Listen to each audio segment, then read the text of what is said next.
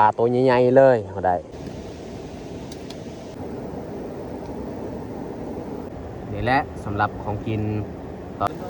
กินของแซ่บกาทักทายสบายดีเบิร์ดสุขูสุคนยินดีต้อนรับเข้าสู่ซองเบายูสำหรับตอนเช้าวันนี้เบายูกาได้ส่วนเบาซีลงไปหาปลาเพราะว่าโดนแล้วบ่ได้ออกไปหากินตามห้วยวันนี้ก็เลยมีโอกาสได้ส่วนกันออกไปหาปลาเอาอย่าลืมฝากติดตามรับชมคลิปแบบยาวๆเลย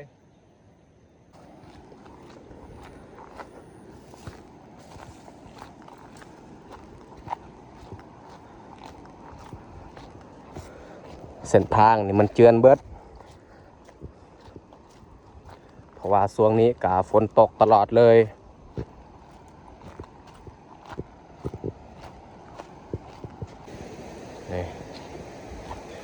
หวยเบื้องนี้นี่ดนแล้วเขาบ่ได้ลงโอ้น้ำนี่ลายขนาดน้ำเซช่วงหน้าฝนแบบนี้นี่น้ำนี่ลายขึ้นเลยทุกคนเลยบ่อนี้นี่มีห้วยสองทรายฝากเบื้องนี้แม่นห้วยละซ้ำแล้วก็ฝากเบื้องหันแม่นห้วยละแง่บัดแต่นี้ลงลุ่มนี่เอิ้นว่าห้วยน้ำเซเอาสิลองไปหาห้วยเบื้องนี้แหละ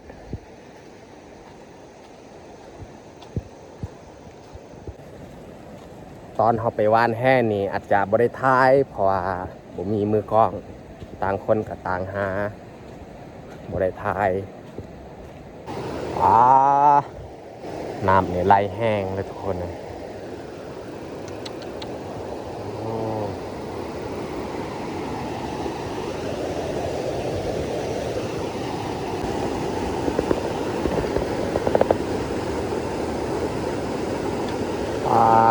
น้ำ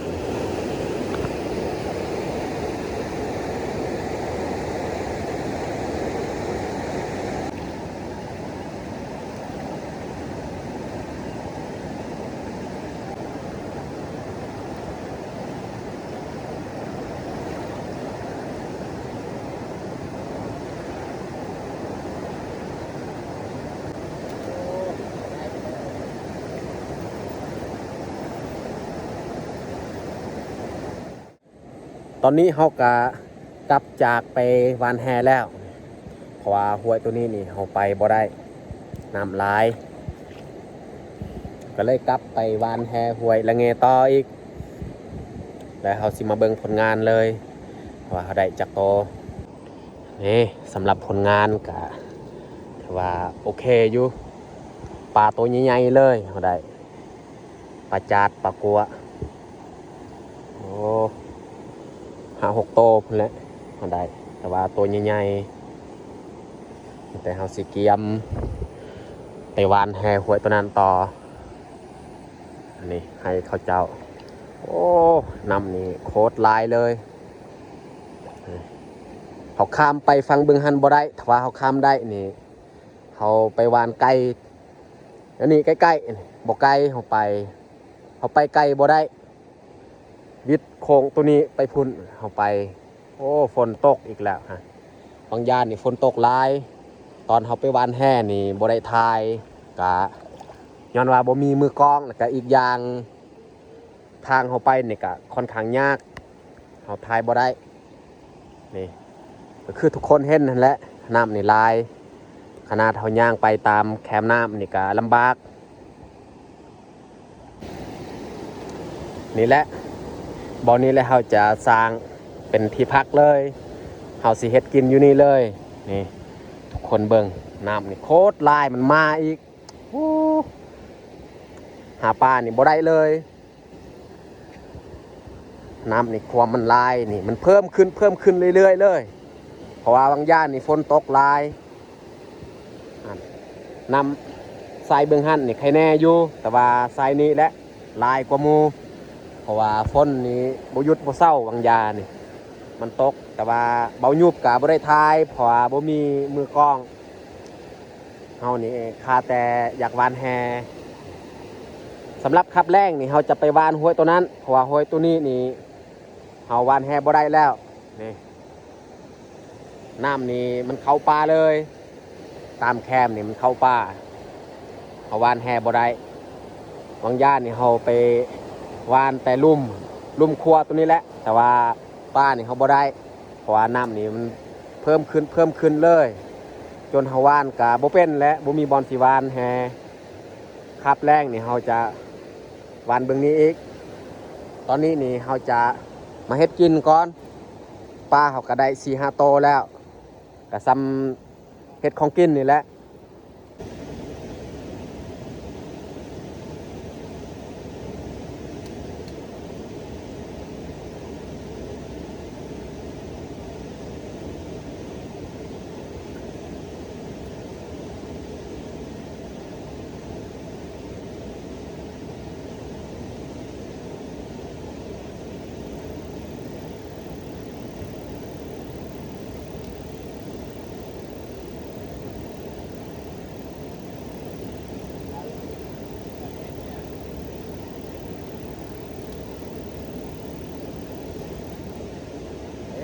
ยางตรงนี้แหละ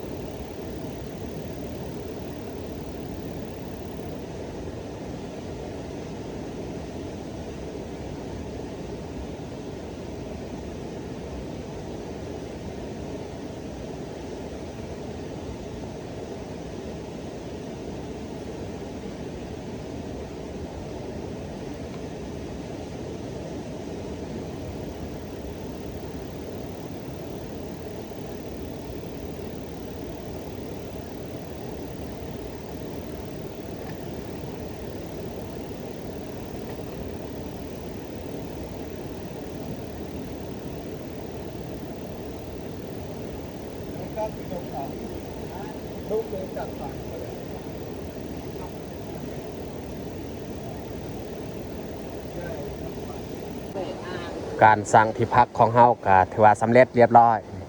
เขาจะมาเบิ่งข้างในประมาณนี้แหละ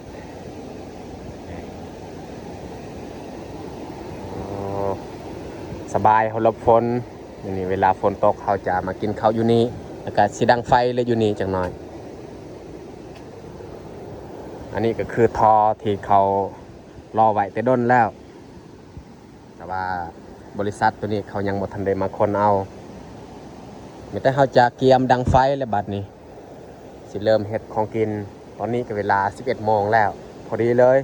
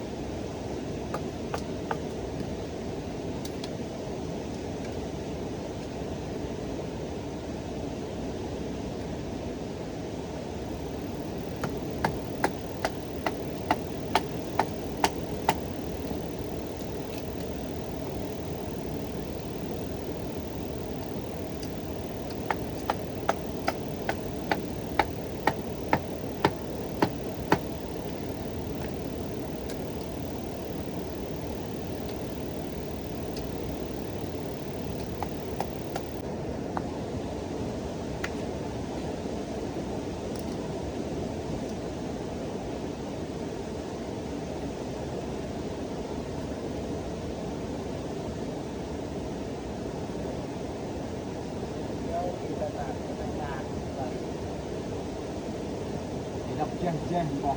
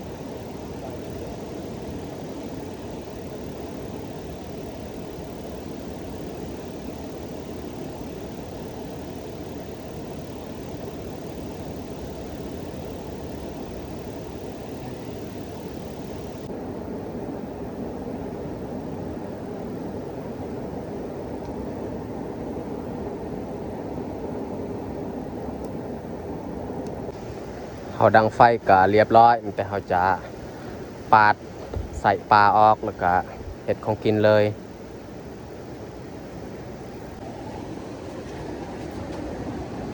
นี่ปลา2โตนี่แม่นเฮาลงไปวานหลังจากเฮากลับจากห้วยละซ้ำนี่แหละผลงาน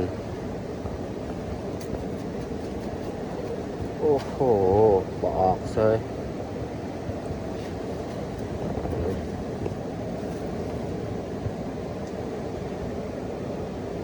บ่หลายแต่ว่ามีแต่โตใหญ่ๆเฮาปาดออกก่อนแล้วจึงค่อยล้างจักหน่อยเพราะว่าอีกอย่างเฮาประหยัดน้ำอยู่นี่บ่มีห้วยน้ำก็เฮาถือมาแต่บ้าน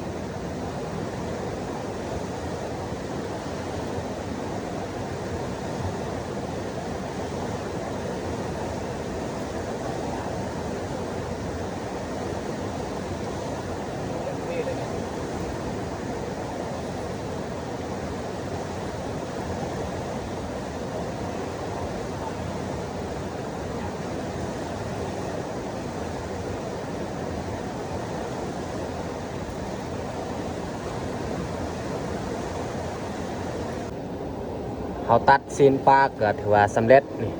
แล้วก็เฮาซอยผักหอมเรียบร้อยสำหรับตัวนี้นี่แม่นเฮาจงไว้เอามือบานตัวนี้แหละสิหมกเอาตัวเฮาตัดแล้วพร้อมกับผักหอมเฮาก็ได้ซอยไว้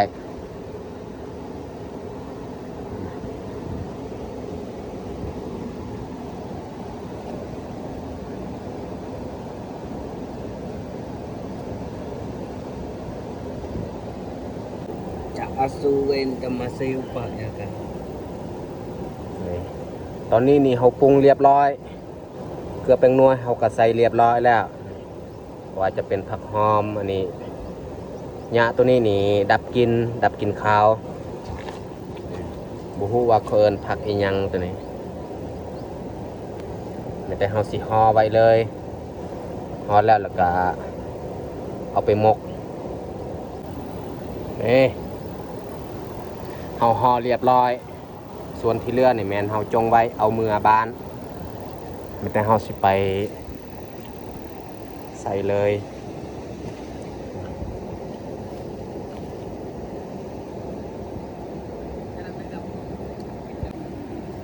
เฮาหมกแบบนี้นี่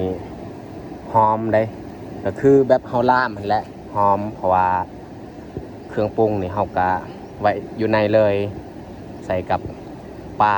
ใส่น้ำกันเลยมันจึงหอมถ้าว่าเฮาต้มในหม้อบ่อย่างเวลาเฮาเปิดเฮาไขฟาดหม้อนี่มันจะระเหยออกแบบนี้นี่มันจะหอมกว่าโอ้ตอนนี้นี่มกของเฮาก็สุกเรียบร้อยฮะใบตองนี่ไม่เบิดเลยโอ้หอนนี่เขากำลังปรุงออกเลย ห้องบอก โอ้ย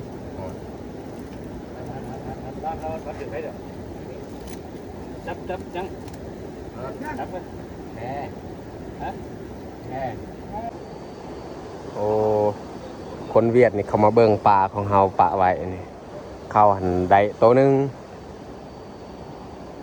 เขามาเบิ่งปลาเฮาปะไว้นี่แหละเขาว่าโตวใหญ่นี่แหละบอนที่เฮาจะเทของกินใส่ ย่อยลงมาตะวันเลยดีลงลางจะอะไรไม่ได้ อืม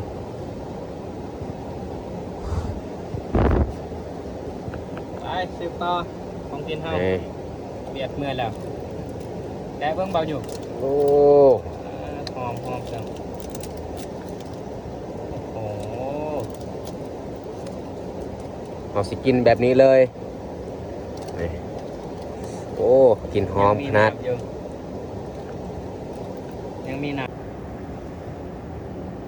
นี่แหละสำหรับของกินตอนเที่ยงวันนี้ถือว่าแซ่บสุดและของธรรมชาตินี่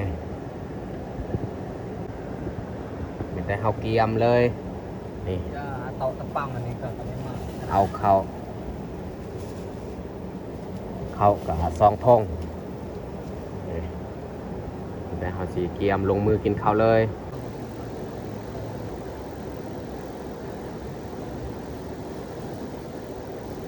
ตอนนี้มีเขาจัดมาเข้ากับสำเร็จเรียบร้อยแต่เกียมลงมือกินข้าวเลย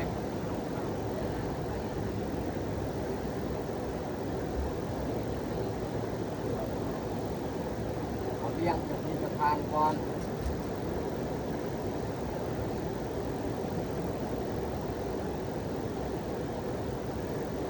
เอามาเด้อทุกคน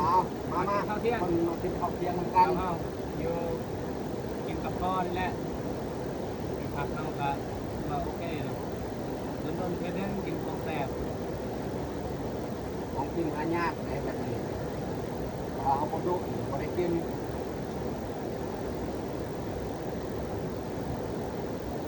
อ่ะ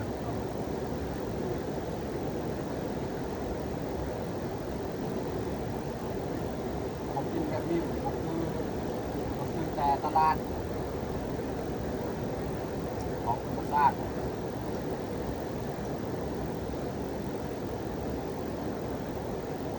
อากาศเป็นยังก็แซ่บครับ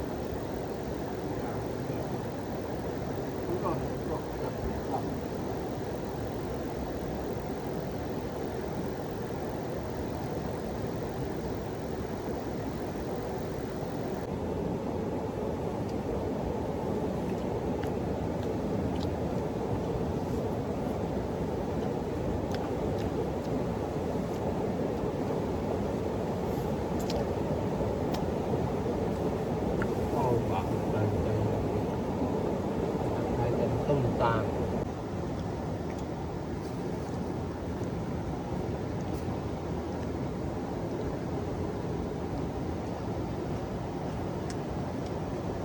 ทำละ เสนอ ให้เจอจะตัดดับได้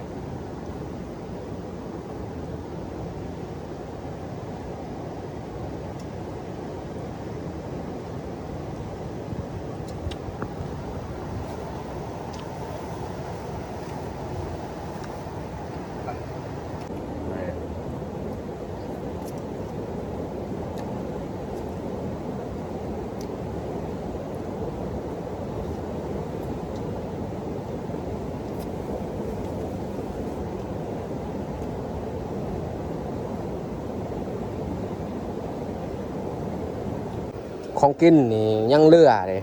หลายเต็มที่เลยมื้อนี้นี่เขานี่จนเบิดเลย หลังจากเขากินข้าวแล้วนี่เขาก็นั่งพักผ่อนอยู่นี่ก่อนพักผ่อนข้าวนึงแล้วก็สีออกเดินทางต่ออีกหันห้วยตัวนั้นหันคนเวียดเขาก็มานั่งอยู่หันได้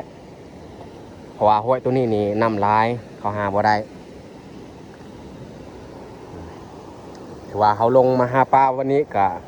สำหรับเห็ดกินเห็ดยากนี่เต็มที่เลย แต่ว่าเอาเมื่อบ้านนี้แหละมีแต่ซองโตแต่ว่าใครแน่อยู่โตใหญ่